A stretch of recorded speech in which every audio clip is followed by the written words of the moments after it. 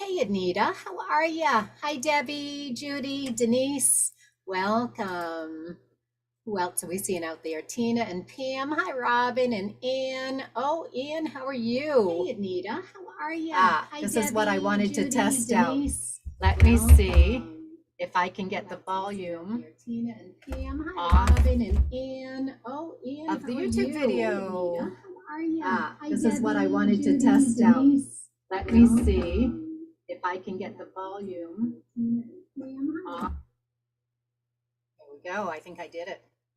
Okay, good. Tried to get on a little bit earlier today in order to head off some of those little concerns that I had yesterday that got me so flustered. It was really frustrating. So things are good today. We are getting ready to go, but I don't want to start until 4 o'clock. I've been playing today. I can't wait to show you what I've been playing with. So we're gonna have some fun today doing some applique together. All right, let's see. Oh, I know what I wanted to do. I wanted to grab my hand applique needles.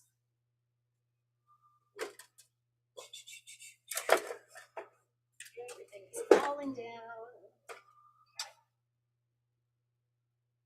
Grab some hand applique needles because yesterday I dropped my needle and I was not able to demonstrate that applique stitch. So let's see if I can find my needles in here.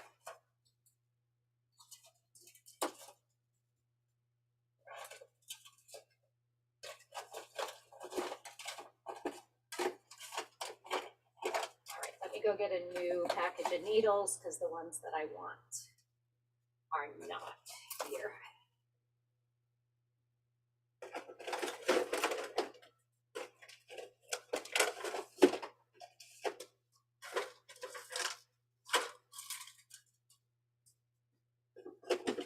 Okay.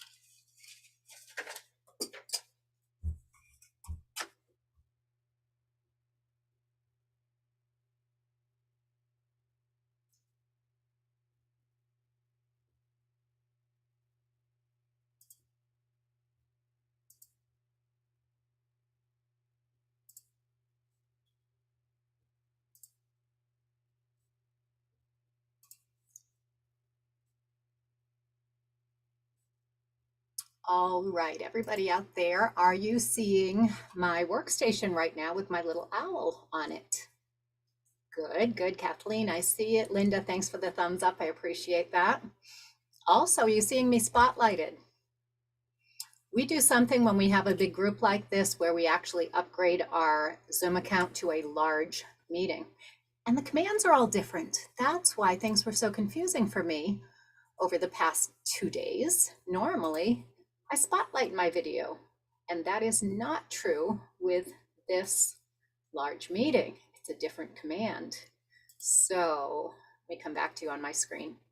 All right, I've got lots and lots of things in the background here for you, but I'm seeing that that purple board is really distracting and my chair is very distracting.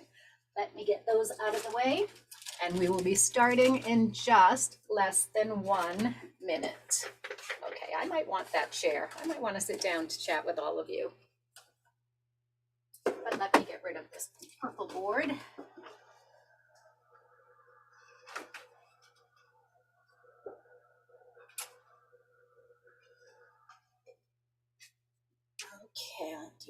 adjustment on my camera here.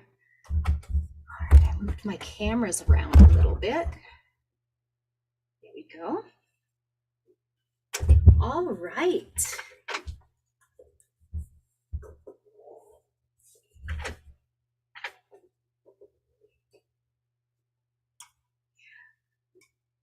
That timer didn't disappear when I turned off the timer. Let me see if I can get rid of that.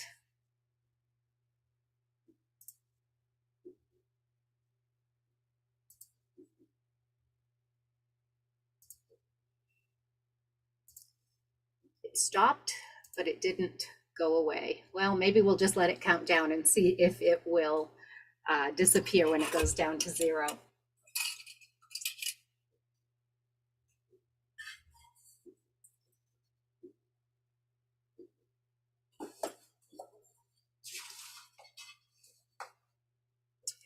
All right, who do I see out here? I'm going to go ahead in on the chat and in on the participants list. And at this point, everybody is muted. And feel free to unmute yourself if you'd like to ask me some questions. I want to just go out and find Donna. And Donna's going to be our assistant today. If I can find Donna, I'm not sure she's, that's Donna Logan. Oh, there she is. There's Donna. Donna, I am going to make you a co-host and allow you to unmute if you'd like to. All right, super.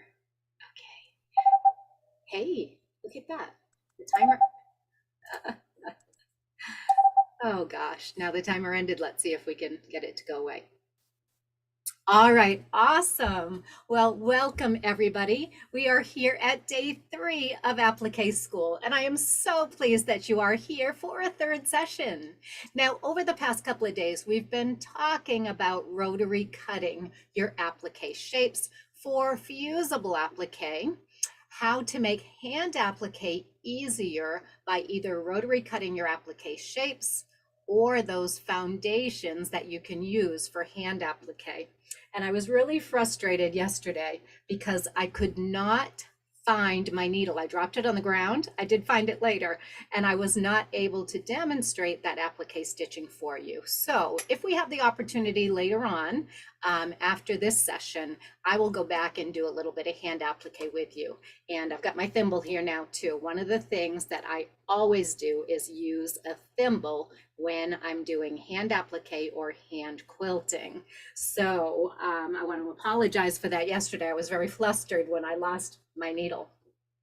Today, we're going to talk about a different topic. We're going to be talking about quilting first and appliquing after, and some of the products that I would use for that process. So I have a project that I just started about an hour ago. I decided to play with a new project where I could show you how those different products work so that you can glue your applique down rather than using a fusible. So that's the topic of today's session of Applique School.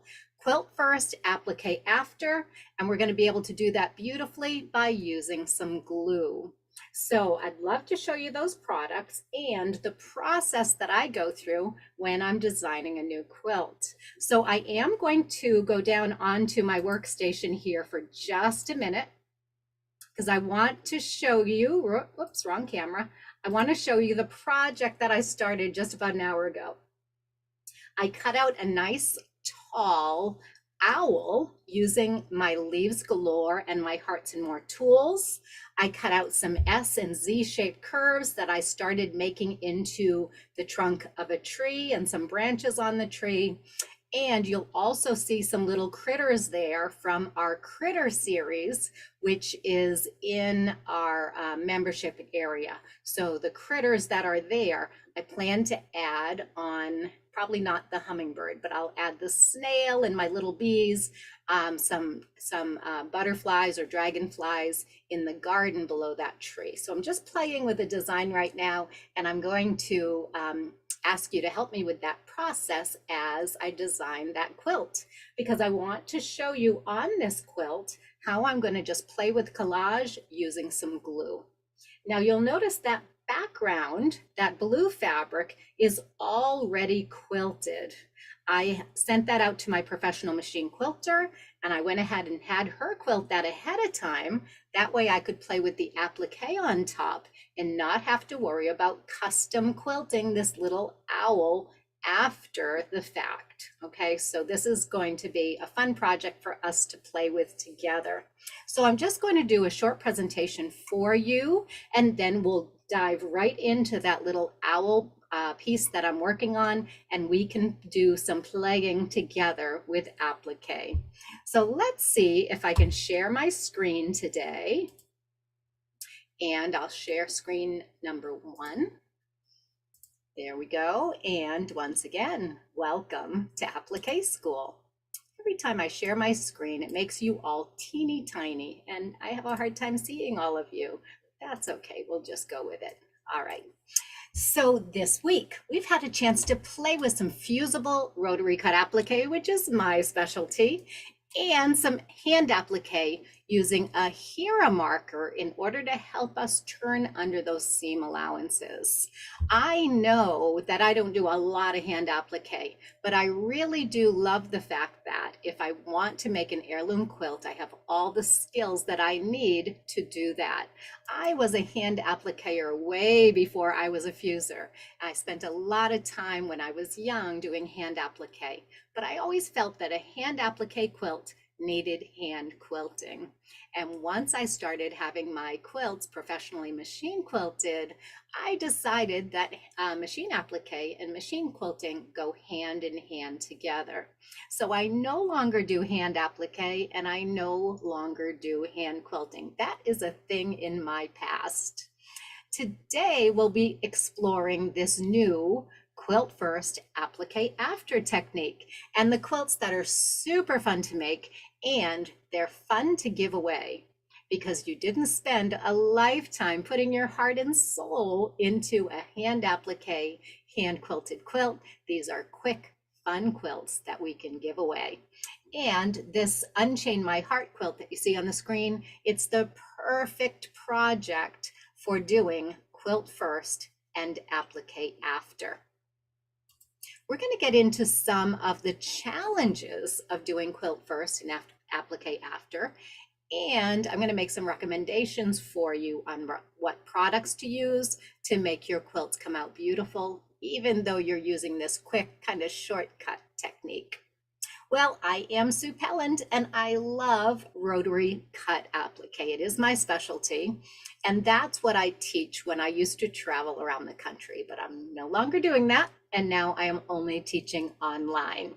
I love also teaching quilt as you go, and I love to be a creative consultant for my students and help them choose fabrics and modify their designs and design their applique quilts the way that they want them to be. One of the methods that I teach inside the membership is quilt first and applique after.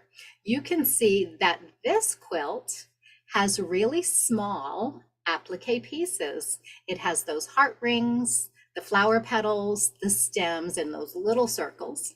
And it's the perfect candidate for quilting first and appliquing after.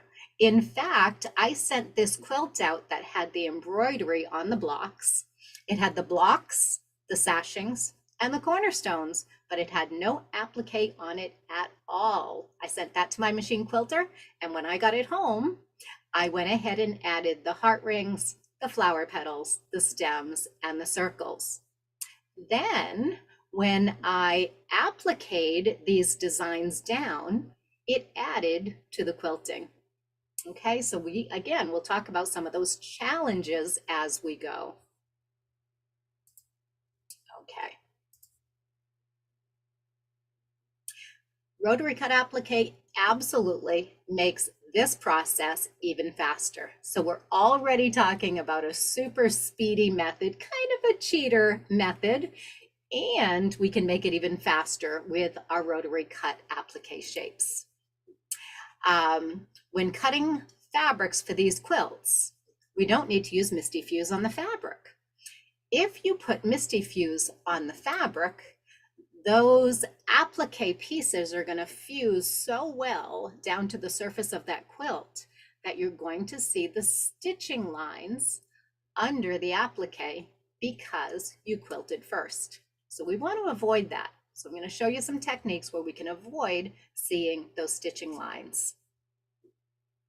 Now, when you do fuse those applique pieces down, if they're large enough and you see the stitching lines underneath, maybe that's a good thing for you. Maybe you like the look of seeing the quilting underneath.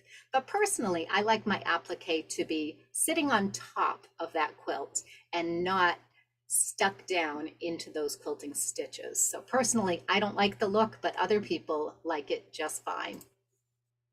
The biggest reason that I do quilt first and applique after is when I make gifts.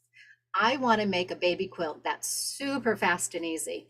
Sometimes I'll make a baby quilt that's all pieced and quilted, and then afterwards I might applique the baby's name after, or I might add a little owl or whatever motif they're using in the nursery. So you will be the star of the show if you have a quilt all ready to go, and then at the last minute when that baby's born, add the name, add the date, add a cute little critter, and you're going to have that quilt done that weekend and bring it to that new child in the hospital or when they come home. And everybody's going to be amazed how quickly you got that personalized quilt done. So that's a great way to use quilt first and applique after. Another time that I use this method is when I don't want to do custom quilting on a piece. I want to quilt my own piece, but I don't want to take the time to go around every little motif. I just want to do a background filler pattern and then applique on top of that. So it really saves me time in the quilting phase if I do the quilting first. When my applique elements are very fine, they're very thin, then it doesn't sink in to the quilting design. So something like this Desert Flowers quilt is perfect for quilt first and applique after. These flowers were made from the leftover pieces from the Hope's Diamond quilt. Now, I don't remember if I showed you Hope's Diamond yesterday. I didn't show you a whole lot of quilts, and I did bring some quilts out to show you today. So I have a little pile of quilts that I can go through with you. Hope's Diamond is not one of them.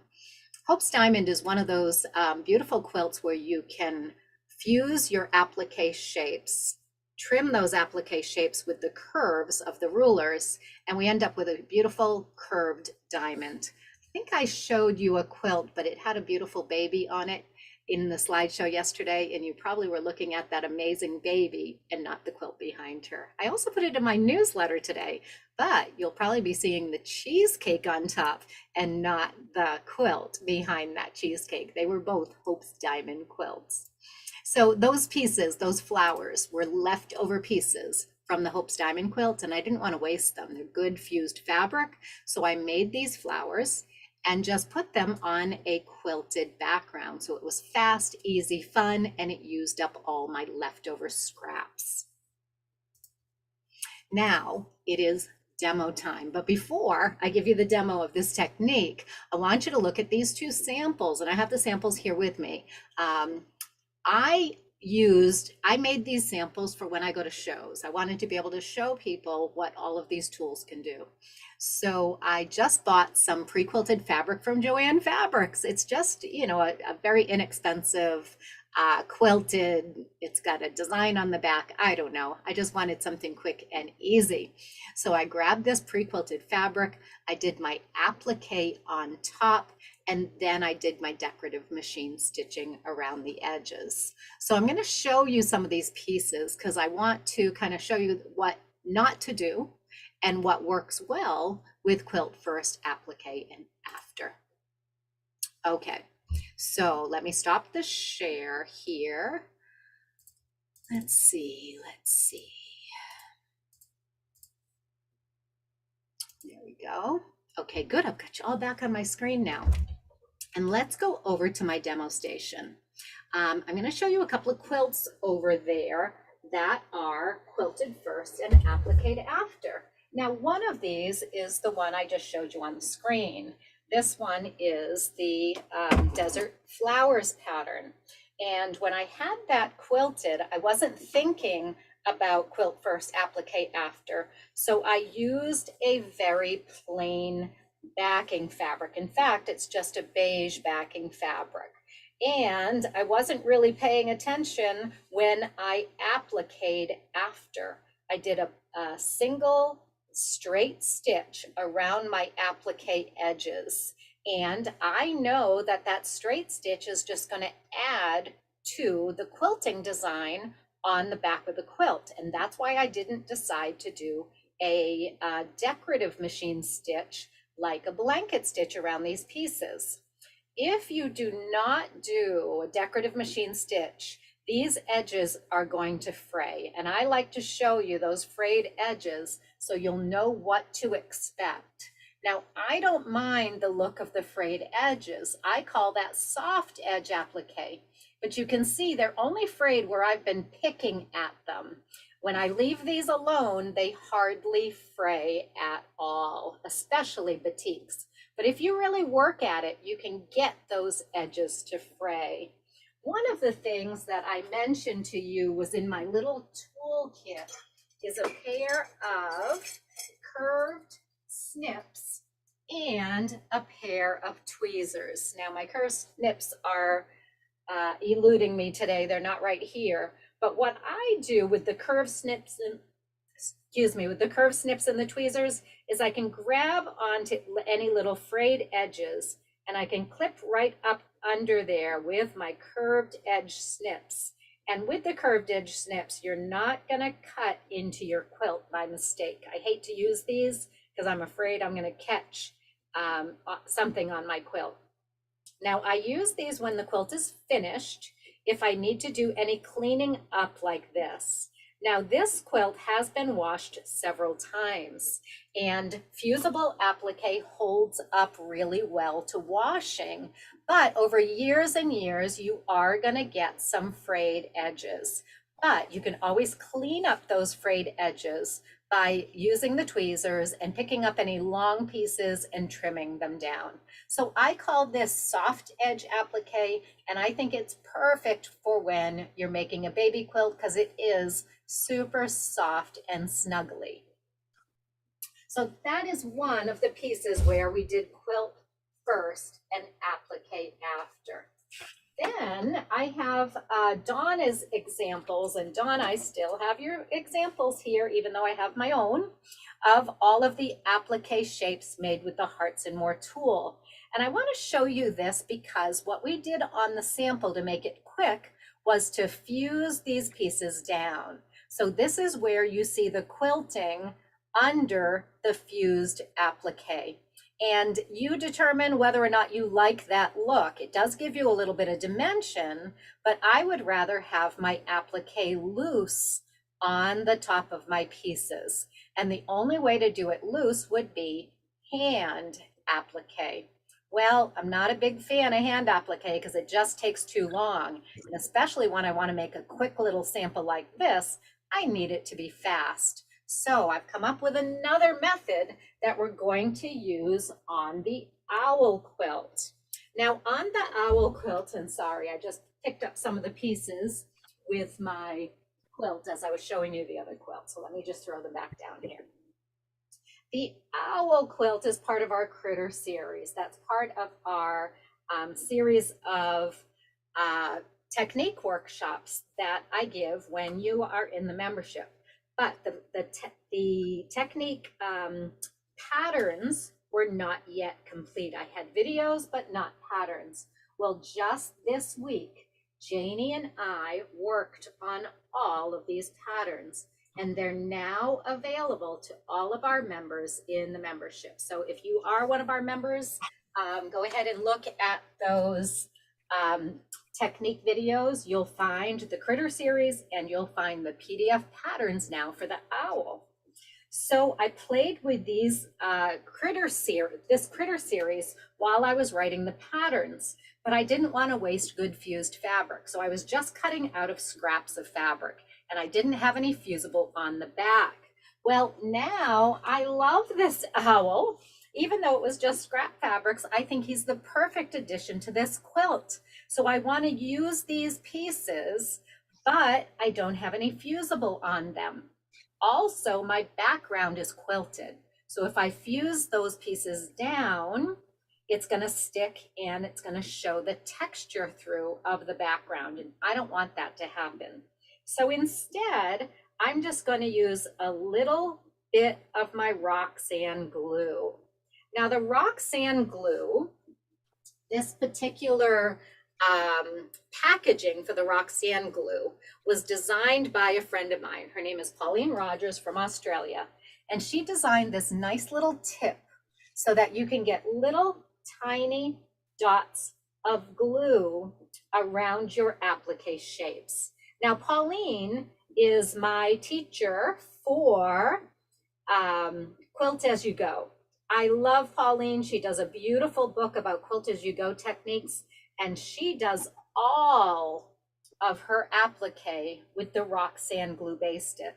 Now, I am not a proponent of using Roxanne glue for all your applique, and this is why. When I need to get this wing positioned exactly where I want it on my owl, I only have one shot, right? I'm going to lay this wing in position and then put it down.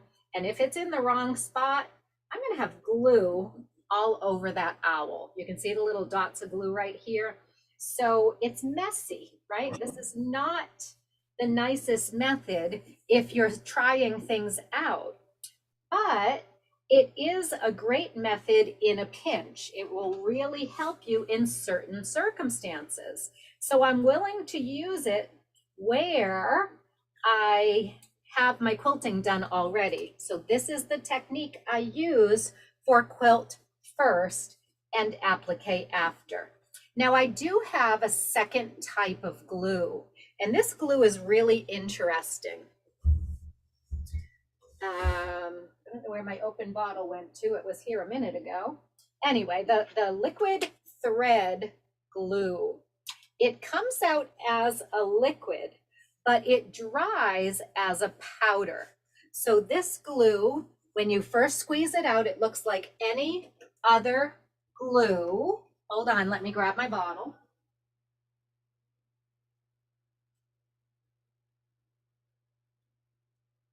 Sorry, I left it out in my other workspace. I've got two workspaces in my sewing room here, and I left it in the other one.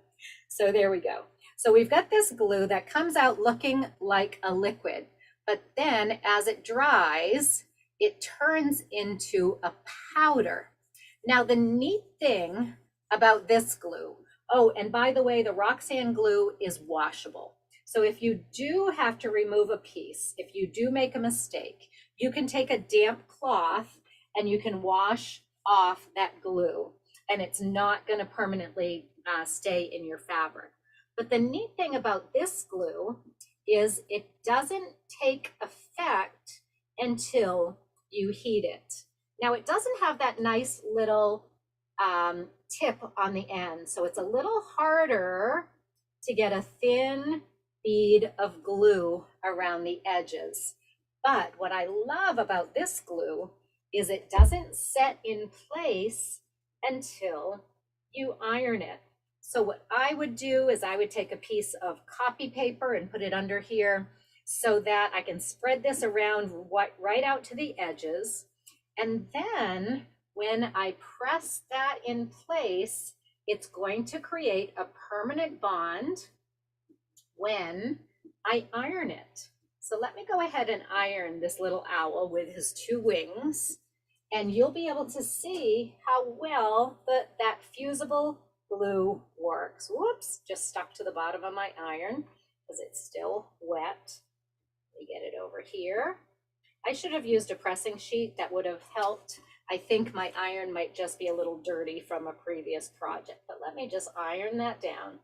Now, that glue does not stick until you iron it. It truly is just like that powdered fusible that I think Alex Anderson promotes, that powdered fusible that she has. It's basically a very similar product, but I would never use a powdered fusible. It's going to get all over your workstation. It's going to get all over your iron.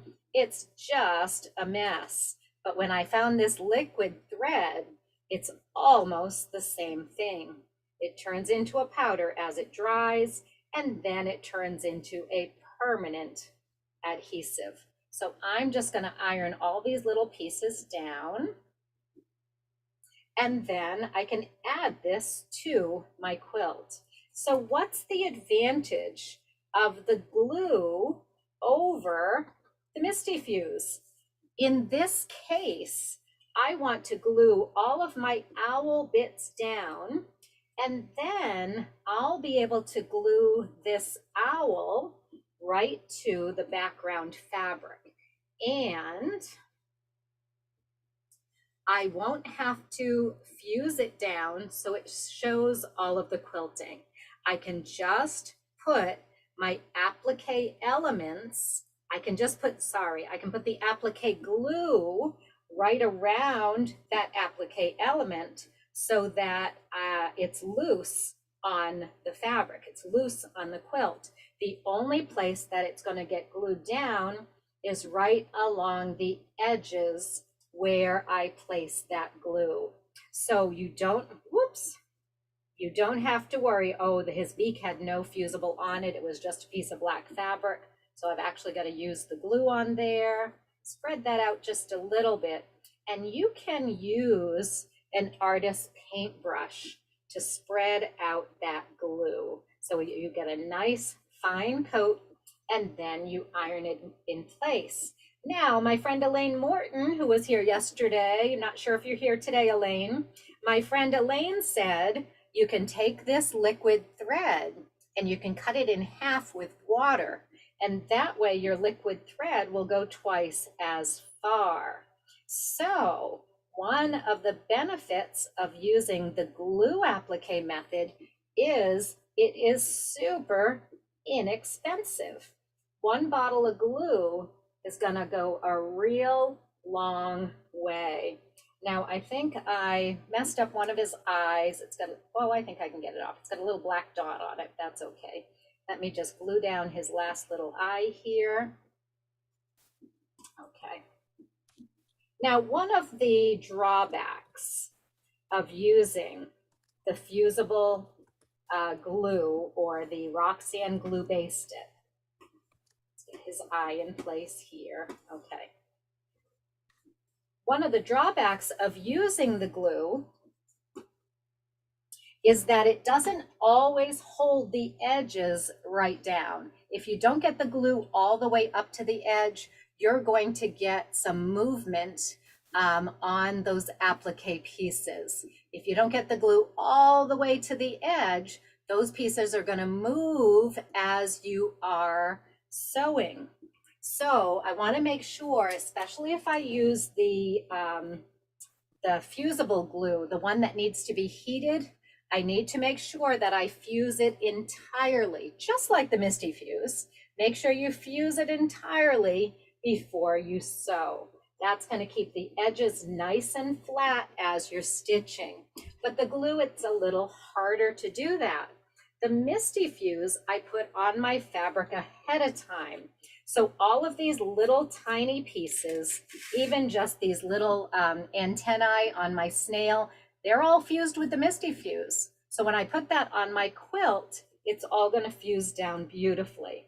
That's harder to do with the liquid glue, but it is a nice alternative to using the Misty Fuse, and it's very inexpensive. Okay, so let me get back over here to all of you and see if you have some questions about using that quilt first, applique after technique. All right, Donna, do you have any questions? So one question was about starching fabric. Can the Misty Fuse go on starched fabric? Okay, great question. I don't like to starch my fabric before fusing. The reason is you're going to create a layer or a barrier between the fusible and the fibers. The Misty Fuse acts like little fingers. and it grabs onto those cotton fibers and locks in place. If you have a surface that's resisting, excuse me, those Misty Fuse fibers from locking in place, because you've got a smooth coating of any kind of chemicals. So whether it's starch or magic sizing or the chemicals that came from the factory, you're preventing that fusible from getting in there and gripping. You want to wash your fabric to lift up all the fibers so those two can lock together, and then you create a really good bond between your Misty Fuse and the cotton. That's what the Misty Fuse is designed to do. So I don't starch, I don't use magic sizing, and I always wash my fabrics before I start fusing. Now it's a little different with the glues because they don't work like the Misty Fuse does. So you can pretty much glue something to anything because of the chemicals in that glue. I don't think that you're going to have the same problems if you use starch when you're gluing things together. Okay. All right. Anything else? What would I recommend when using wool? I just saw that question from Beth down here. When I use wool, Beth, I use Misty Fuse. I just love the way the Misty Fuse works on everything. I like getting it all the way out to the edges, which is hard to do with the glue because it's messy. If you get it all the way out to the edges and you press it down, it might squeeze out the edge, and then you've got excess glue showing.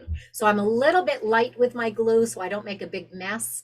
And I find I just love the Misty Fuse because you can put it on as a sheet, cut out your shapes, and it locks down every single last little thread along the edges of your applique.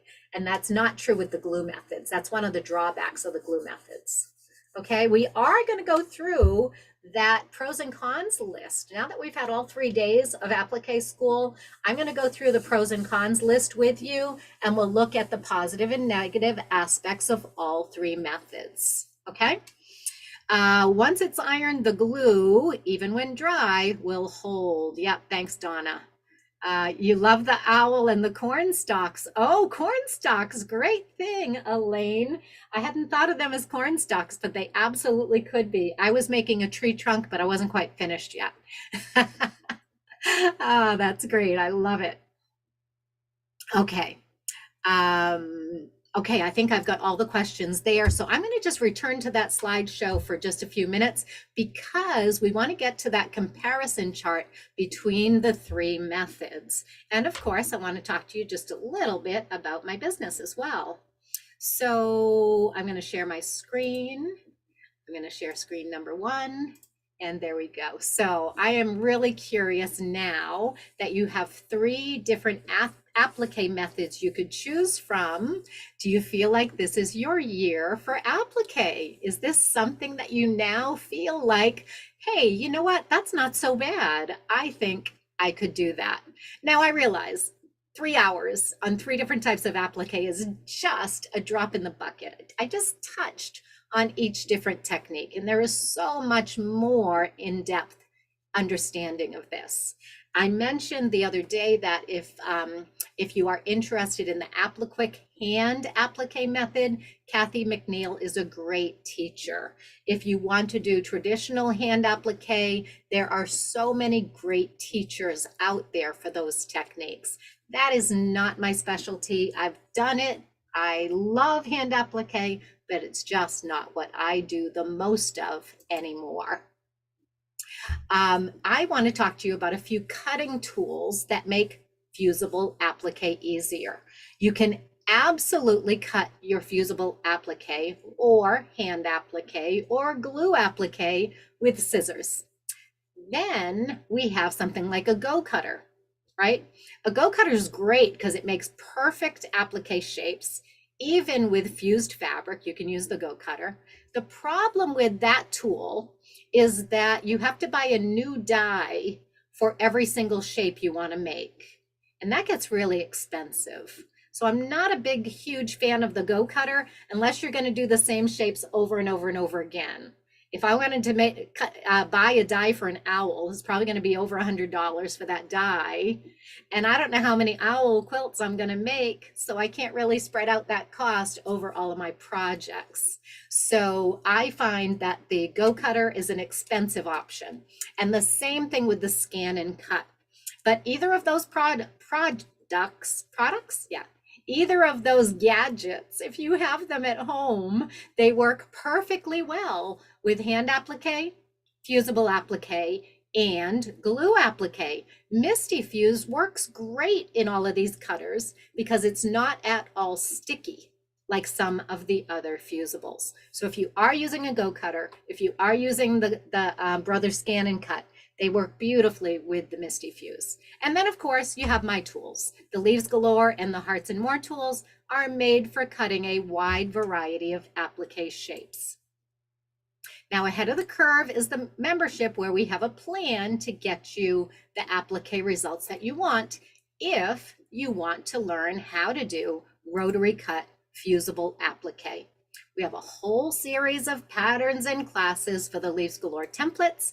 And then we have another whole series, a whole plan for you to get through all of the shapes that you can make with the Hearts and More templates. And we've got those libraries of techniques, of workshops from the past 28 months since we started ahead of the curve.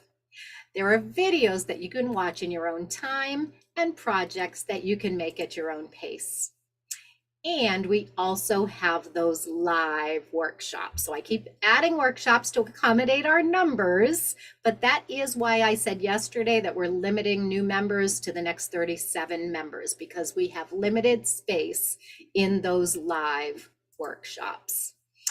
We've got sit and sew days, Facebook Live events, product discounts, and the community. And the community really is the big piece for me. I really appreciate the community that we've built in our Sue Pellin Designs community, both our Facebook groups, our Facebook page, and our AOC community.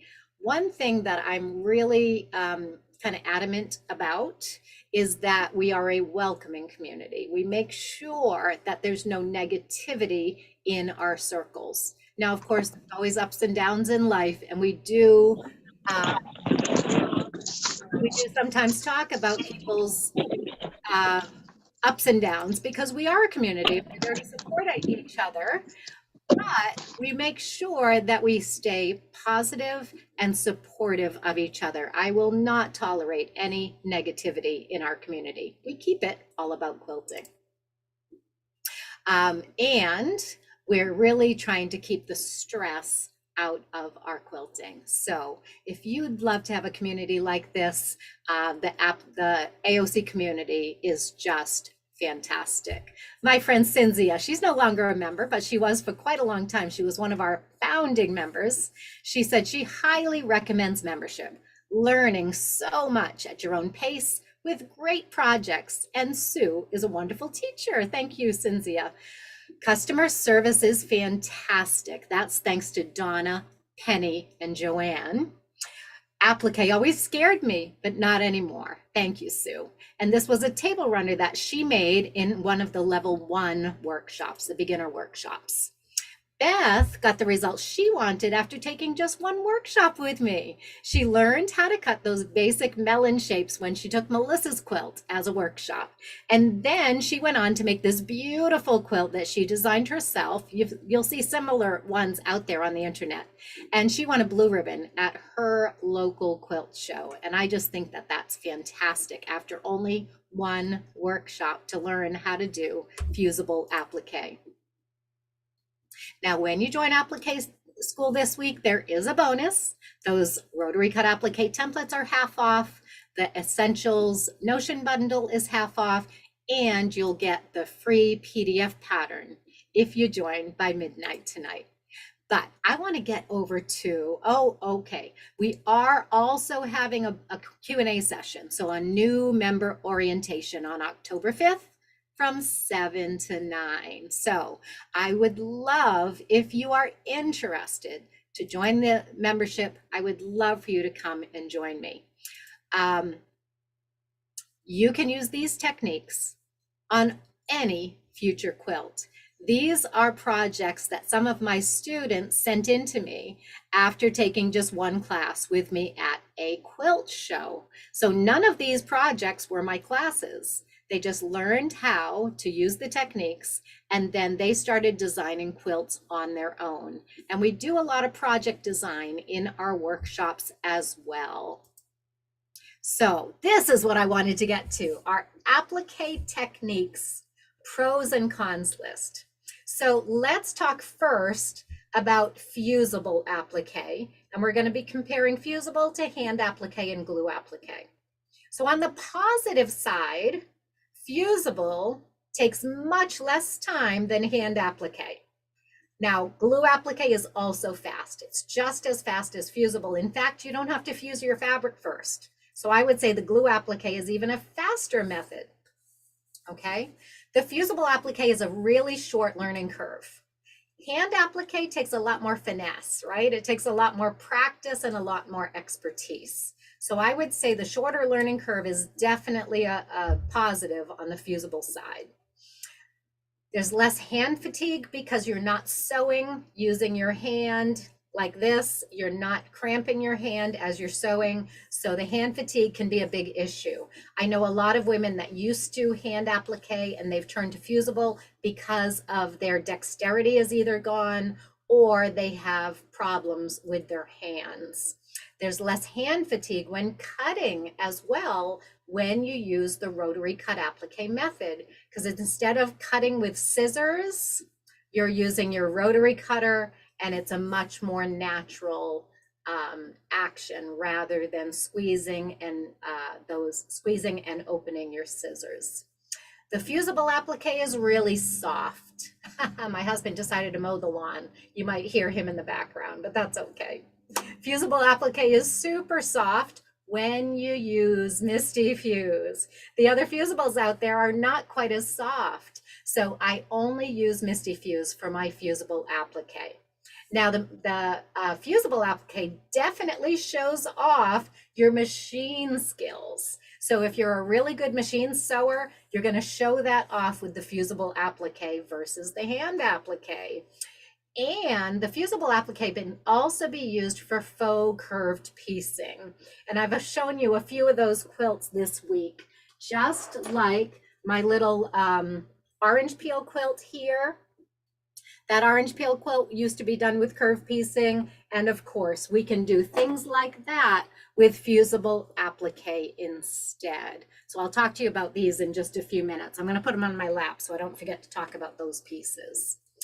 Okay, so the pros for hand applique. Oh, let's go for the cons for fusible applique. So the things that people don't like about fusible applique are those raw edges if you don't finish them. If you're blanket stitching them, they're really not raw edges anymore. They're finished edges. However, some people still object to that. Some true purists in the field will object to your raw edges. And I say, do what makes you happy. If you don't mind the raw edges, neither do I. I think they're beautiful. There are limited shapes for fusible applique. Really? No, there's absolutely no limited shapes for fusible applique. But if you are rotary cutting your applique shapes, just like the Go Cutter, you are going to have to be creative with those shapes. Now, that can be a benefit as well as a negative. When I'm designing a quilt, if I have every shape in the world at my fingertips, I get confused, I get lost, I don't have a direction on where to go because I'm not an artist. I can't draw and then cut those out and fuse them. But if I have my basically 15 basic shapes, I can use those to make hundreds of different flowers, animals, critters, all different types of things. So I personally like being limited in the shapes, but that's just me. Fusible applique is less soft than a hand applique. No matter what you put on your fabric, if you're putting something on or under your fabric, it's going to be a little bit stiffer. Even though the Misty Fuse is super, super soft, it's still going to be a little stiffer than hand applique. I have a friend in Rhode Island. She does gorgeous hand applique, and she uses a lot of old fabrics from the 80s and 90s because she's an older woman with a big stash. Her quilts are so soft and snuggly. I'm always amazed. But the Misty Fuse also, after washing, gets much softer. Same with the Applique foundation, that gets softer after washing. But there's no two ways about it. The Fusible always adds a little something to your fabric, and so it's not quite as soft as hand applique. Now, some people think that Fusible Applique is less quality. It doesn't have the same quality profile. It's not as professional as hand applique. Now, I beg to differ with that because I am a Fusible appliquer and I've entered my quilts into competition. Now, I don't enter quilts into competition because I want to win those competitions. I do it for the publicity, right? I want people to see my quilts and know that I write patterns and know that I have these tools to make these patterns. So I put my quilts in these big shows just to get my name out there. Well, lo and behold, the quilt over here, the Tula Pink quilt behind me, came home from its last national show with a blue ribbon. I was so tickled and surprised because judges these days are looking at Fusible applique on par with hand applique. The second place quilt in my category, traditional applique, the second place quilt was all done by hand. Somehow I won over that hand appliquer. So I think it all depends on the attention to detail and the quality of your work. And if you do excellent quality Fusible applique versus excellent quality hand applique, I do think the judges are more apt to look at those equally these days. And that is something new. Okay, for hand applique, the pros. The turned edges are absolutely a benefit, okay? In one way, they are a benefit because you get that perfect finished edge to your applique. It's never going to fray. However, I won't say it's never going to come loose because it's more likely to come loose than it is if you machine stitch that edge. So hand applique quilts from the 1800s, 1900s, and early 2000s, some of them have already started coming unstitched because the applique is on the surface of the quilt. And unless it's held down with quilting stitches, those applique stitches can let go and then you lose your applique elements. So the turned edges are definitely an advantage because of the professional look of that edge. But on the other hand, they can be a disadvantage. They can come loose if the stitching lets go. And unless you're a really good hand appliquer, those edges may not be round and curvy. They might have little points and little jagged edges, even little areas where your clips will show, and you can get some fraying on clipped areas if you're not careful. So it is definitely a pro, but on the other hand, it can go either way. It shows off your handwork skills beautifully. So if you are into handwork and you really want to show off those skills, hand applique is the way to go if you've got all the time in the world to do that. So go ahead and continue your hand applique on those heirloom quilts. But when you want to do something quick, Fusible applique and glue applique are some great alternatives.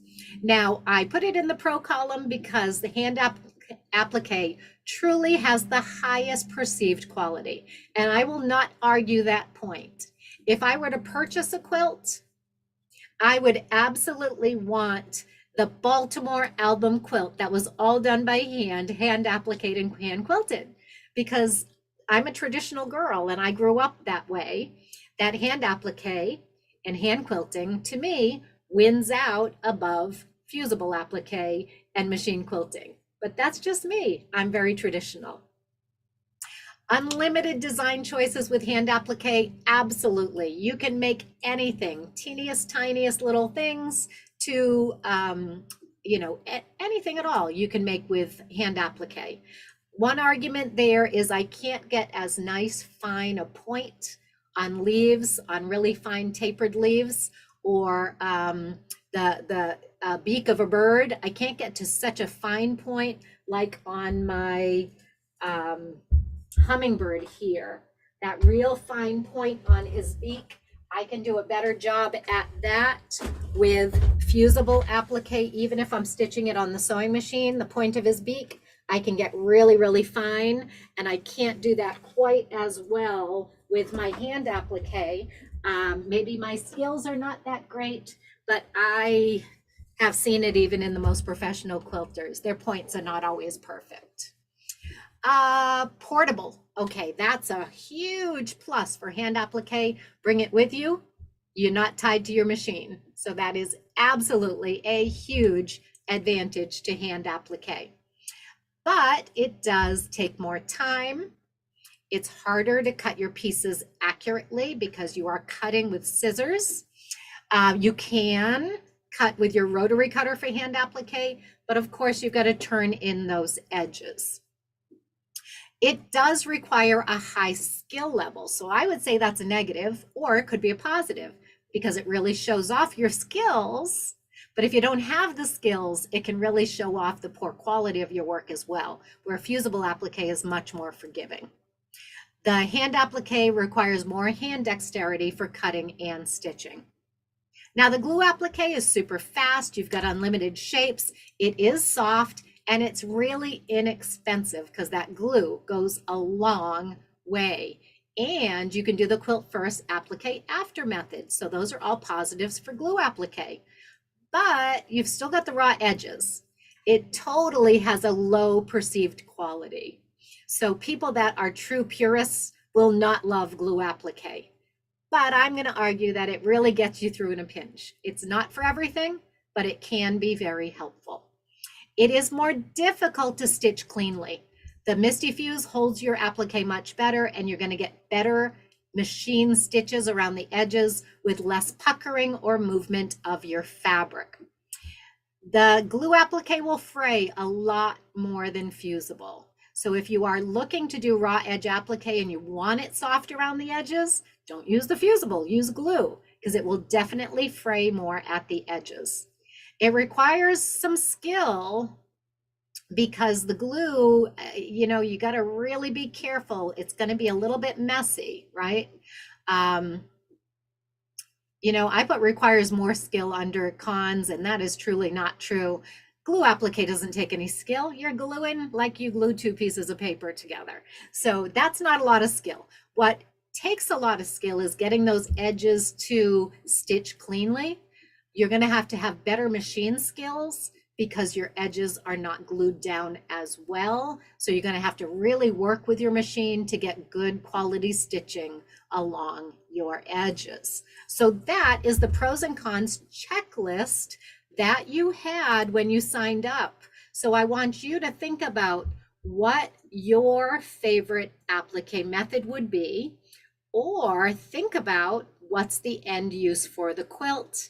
And you can use all three methods just like I do when they're appropriate. Now I have to say I hardly do any hand applique anymore, but there are times, say I'm at a guild and we're doing a round robin quilt and I know that person loves hand applique, I'm going to add hand applique to their quilt if it's a group quilt versus doing my fusible method. So I just love having the skills even though I hardly use it. So you are invited. I would love to have you come with me and make beautiful applique quilts together. So if you are at all interested in learning fusible rotary cut applique, you've come to the right place. We have this beautiful pattern called Gradations. Gradations is a 6-week course to make the quilt that's up on the screen right now. This is one of my students and I forgot to put her name on it here on the screen. It's a beautiful quilt and it's made with gradation fabrics. So that is on our recorded courses. Then, of course, we have our membership. And if you join today, you are going to get those 3 bonus items when you join.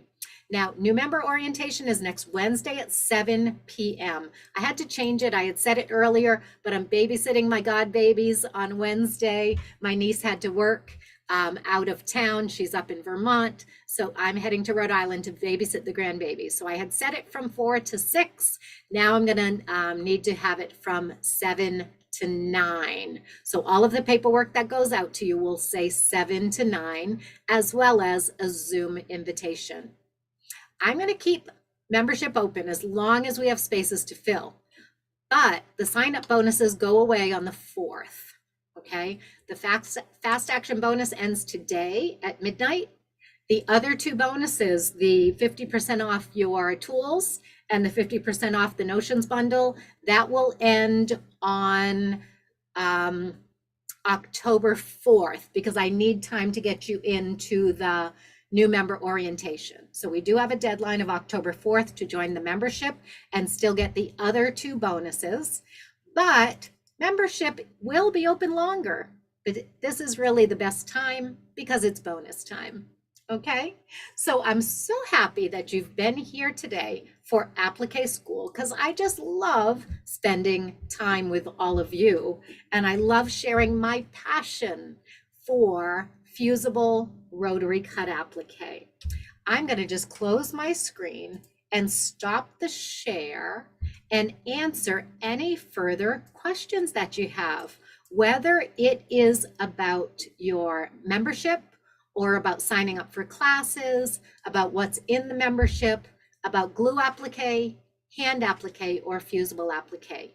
Feel free to unmute at this time and ask any questions that you have. So it's totally up to you whether you unmute. If you do have background noise, stay muted. But Patricia, did you have a question?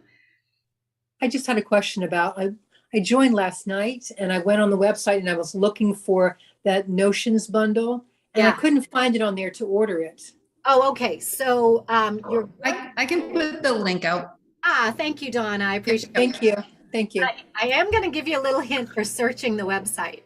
Okay. If you are searching the website, there's a little box that says search the shop.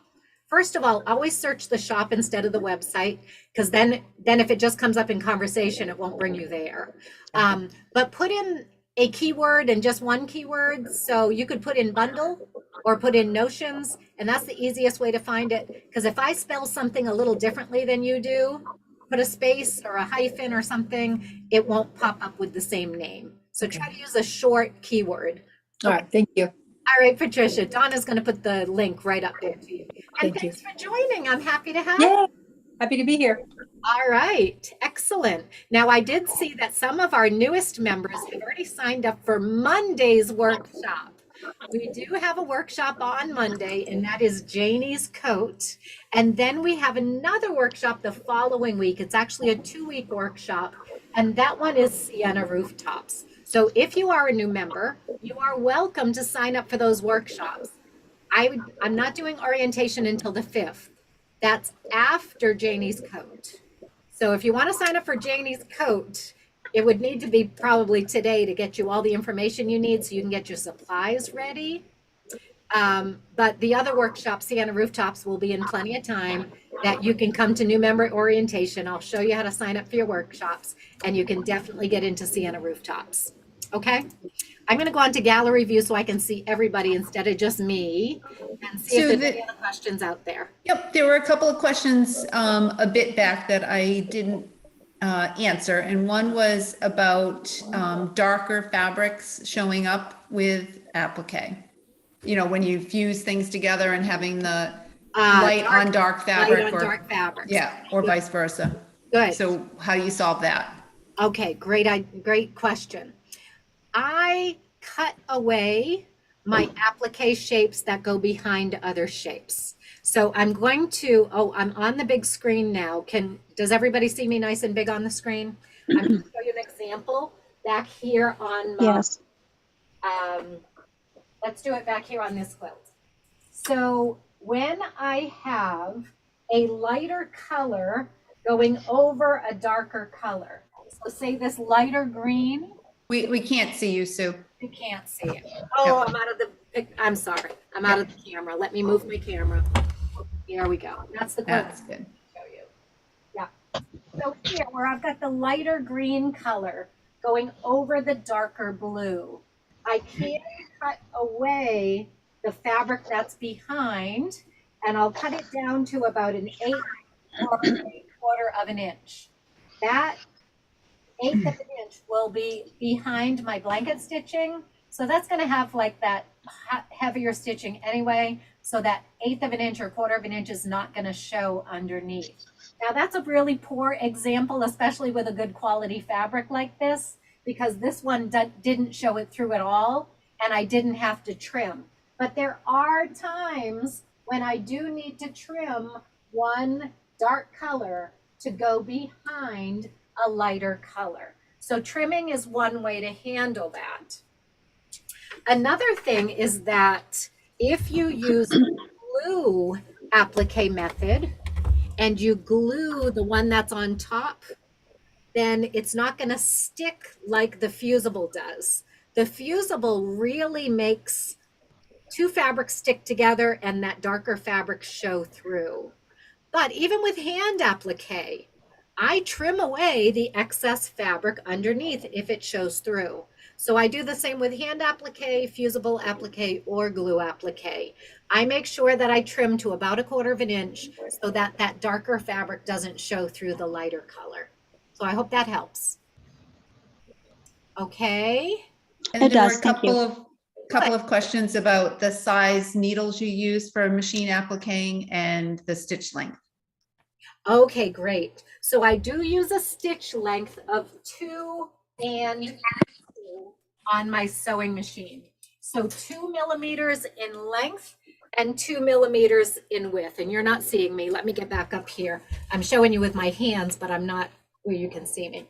2 millimeters in length, 2 millimeters on that cross stitch. So it's a very, very tiny stitch. And I'm going to show you an example of a larger stitch and the one that I generally use, which is a teeny tiny stitch. So let's show you an example of a larger stitch with a dark color. This one looks more like a hand. We don't see you. You're out of the camera. Sorry. Okay, thank you. This one looks more like a hand applique stitch. That's what it was meant to look like. So I used a black thread with a really big stitch to simulate like a 30s style applique quilt. Then if I want my stitches to disappear, I will use a really tiny stitch length and width. So can you see that? It's really, really small. That's as big as I go. That's 2 and 2 on my stitch length and width. You're going to see one piece here on my applique where I didn't trim, and I should have. I didn't trim these clamshells behind that pink fabric, and it does show. I should have trimmed that back down to about 1/8 of an inch, and it would not have shown. But you know, on a galloping horse, I don't see it. But it bothers me every time I pick up this sample. This is the Clever Clamshells class. This is available to Gold and Platinum Leaf members in their on-demand projects. And this is the free pattern, that fast action bonus. The pattern is for the pillow, the baby quilt, and the nap mat that you make from the leftover pieces from cutting your clamshells. Another way to learn Rotary Cut Applique, if you're not ready to dive in to a membership or a course, you can take a free mini workshop with me. This is a free mini Melissa Quilt workshop. We do it as a recorded workshop. When you sign up for this, on the front page of my website, it says sign up for the free mini workshop. You can make either this little quilt or coasters or a mug rug. And that's a great way to just get a little taste of my teaching style, how this whole system works, how this all goes together, and everybody can take this for free. It's right on the home page of my website. Okay? Now it is a recorded class. It's not a live class. All right. Now, when I do lots of different colors in my applique, I like to use variegated thread. And you saw that on that K pillow, all those K facet fabrics, all those pastels. I ended up using a variegated thread to stitch that down, which kind of blended all the colors together. Unlike the one where I did the black stitching, and that really accentuates the stitching rather than the applique shapes. And another thread that I love to use, and I forgot to tell you about it yesterday with hand applique, but another thread that I love to use is Invisifil. Invisifil is a great thread because it's very, very fine, and it makes an almost invisible hand applique stitch, as well as an almost invisible machine applique stitch when you do the blanket stitch. So your stitching can either be an accent or it can blend right in to your applique. And you get to try all of those different options when you try different projects. Okay. Anybody else? Hi, Sue. I had a question about the membership. Yeah. When I went out to look at the memberships on Monday, I got a little confused. Sorry. What I'm here for. Yesterday and today, I think you mentioned the $49, but there were 2 different levels of membership. Yes. Yes. So, let me explain that for you. thanks. Okay, good. So we do have 2 different levels of membership. It's either $49 a month or $69 a month. The $69 level gives you access to all of the classes that I've taught over the past 2 years. I believe there's 23 or 24 classes in the on-demand projects. The gold level membership is more limited. There's only 8 videos in the on-demand projects. So if you're the kind of person that really enjoys the on-demand projects and you're going to go through those, you'll really want the expanded membership, the platinum level membership. But if you're more into taking the live workshops and all of those on-demand projects are not important to you, then the gold level is perfectly adequate, because both with the gold level and the platinum level, you're going to get into a live workshop a month if that's something that you'd like to do. Okay, that's the only difference. So can you upgrade? If you start with gold and then decide, I want to do some of the, can I upgrade? Absolutely. So you have total control in your membership area to upgrade or downgrade. So if you start at platinum, but you're not using it, you can go down to gold the next month.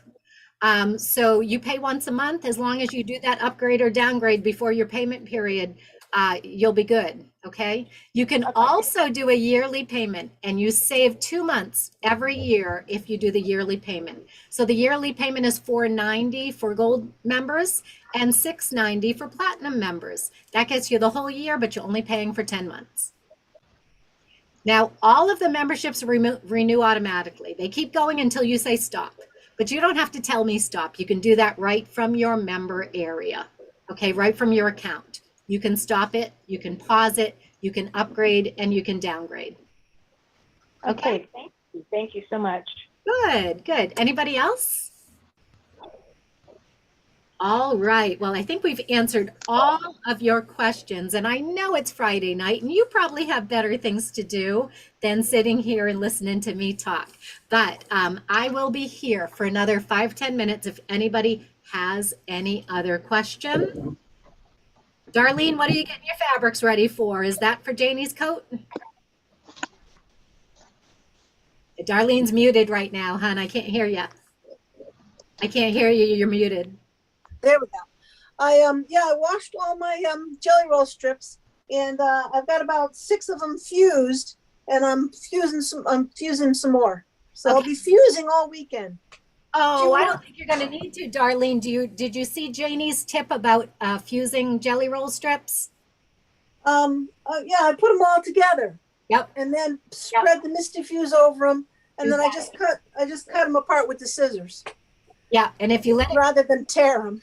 yeah, if you let it completely cool, you can even tear them apart. Yeah. So those pretty, Yeah, but something about tearing fabric, it makes me a little nervous. well, it's tearing in between the fabrics. You're only Yeah, tearing yeah. the mistakes. Yeah. Okay, great. I'm glad you're getting ready for Monday's class. Do you want me to have anything cut ahead of time? Do you want me to cut any of those things? No. Okay, so don't bother to mark the rulers and cut, just fuse. Oh, good. That makes it easier. Yep. And Janie's going to be co-teaching that class from Texas. So I'm excited Oh, good. to meet Janie. Yep. So Excellent. that's what I'm doing. I'm just sorting out the light colors. I had the grandkids help me. I threw a jelly roll at them. I said, here, you take this half, you take this half, pull out the lightest ones, and those are the ones I'll use. Oh, okay, great. It's fun to get the kids involved, isn't it? Yeah, it was. It kept them busy for a little bit. Excellent, excellent. Yeah, so for those of you that don't know, Janie used to work with me at Quilt Market in Houston because she's from Texas. She used to come and help me at Quilt Market and Festival every year. We've gotten to be really good friends over the past 15 years.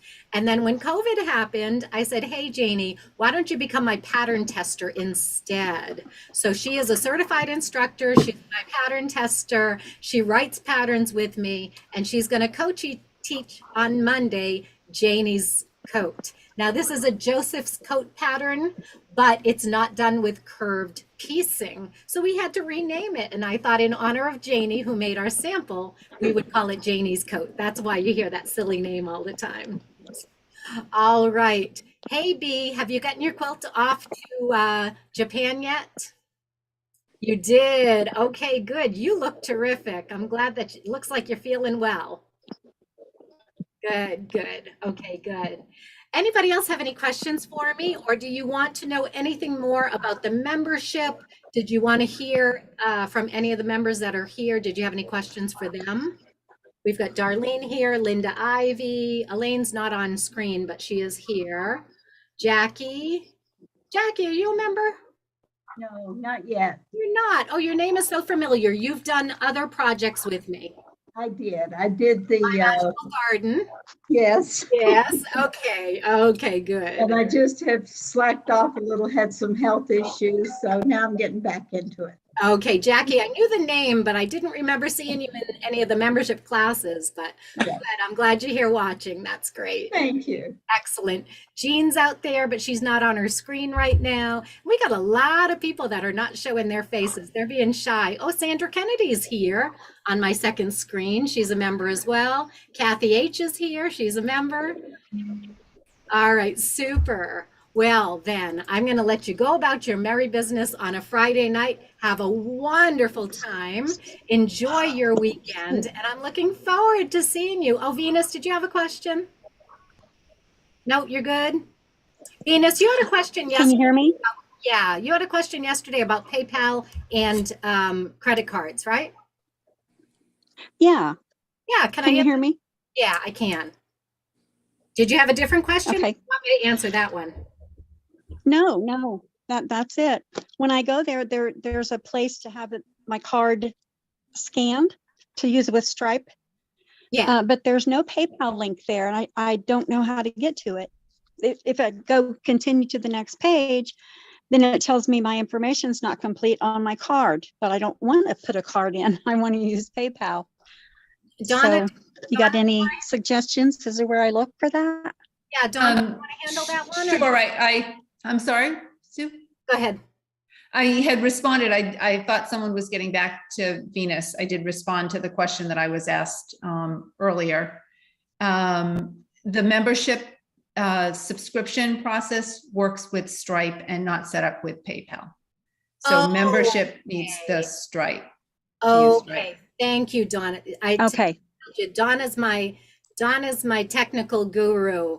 I was looking just at the shop. I was not looking at the membership when I answered your question.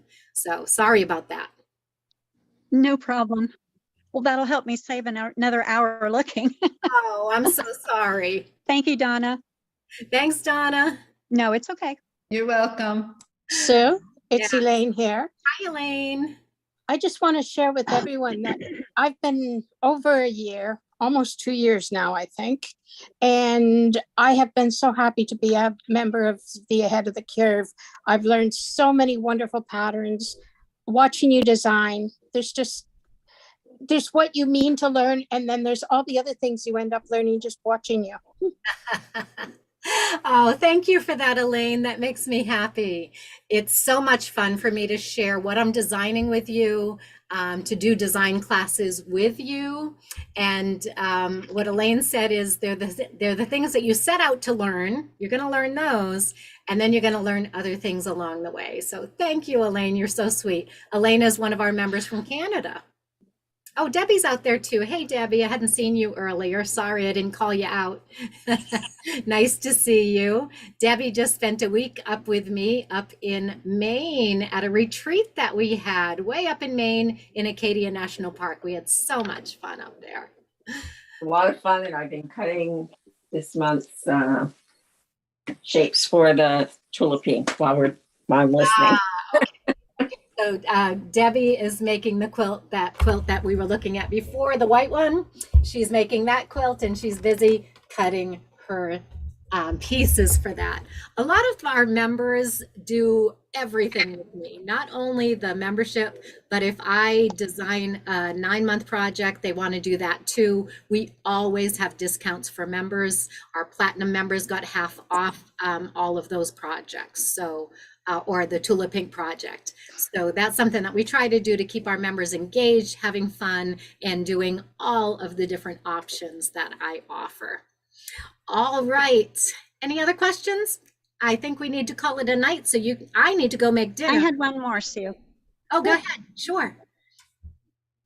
I just have a quick one, Sue. If I'm using the glue, can I put that pretty much right up to the edge, and would that help with the fraying? Yes, it will. In fact, if I do the glue, I work on a notebook and I'll turn a page, put my piece, put the glue around it, and then I'll spread it out with a little paintbrush all the way to the edge. And that's the best way with the glue to prevent the fraying. Yeah, you can absolutely do that. If you're just— that would work well. Glue, yeah. And okay. It works better also for when you're stitching because it holds the edges down better. Now then turn the page to the notebook because you don't want to get glue on your next piece. So that's why I work with a notebook like that. And I learned that from Rosa at Applique. She does that with her glue stick. Just turn the page on the notebook and you've got a nice clean sheet to work with. Throw the notebook out when you've gone through all the pages.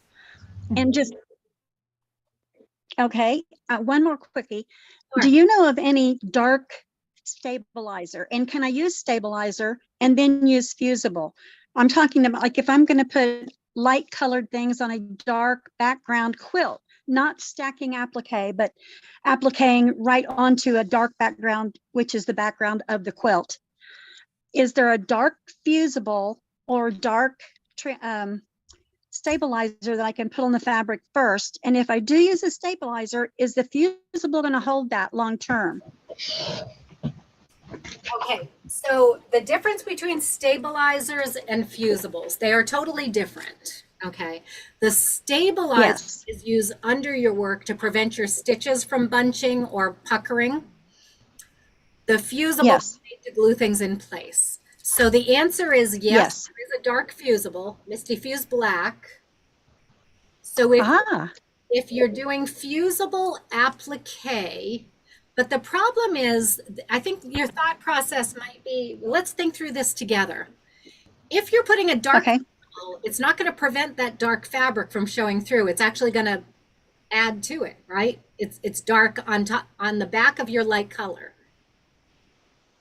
So if I put black Misty Fuse on a white fabric and then put that white fabric on a black fabric, it's not going to change. Yeah. The black fabric shows through. Yeah, I got it. Okay. You know, and if I use white fuse, it's not going to change how it shows through.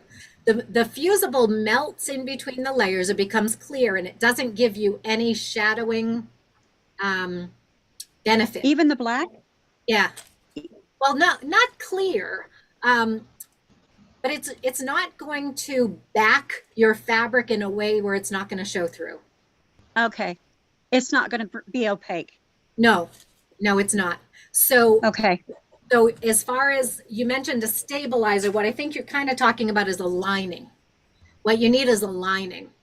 So what I do, if I'm doing, say I'm going to make a snowman and I want 3 snowballs, one on top of the other, and they're white, and they're probably going to go on a dark black background or a blue background to be, I don't know, the sky or something. So if I'm going to do white on black, I'm going to use 2 layers of white. I'm going to put Misty Fuse in between. So I'm going to use 1 layer of white. That's a really cheap muslin-y kind of a thing, you know, something I buy at Joann's, or I'm going to wash it to make sure it doesn't shrink. And then I'm going to put good white fabric, a layer of Misty Fuse, my cheap white fabric, and another layer of Misty Fuse. And then I'm going to cut out my shapes. That's going to line the white fabric. It's not going to show through, so that it will prevent that black or blue from showing through in the background. Does that make sense? Yeah, so you're looking for a lining? Yeah. Also, could I use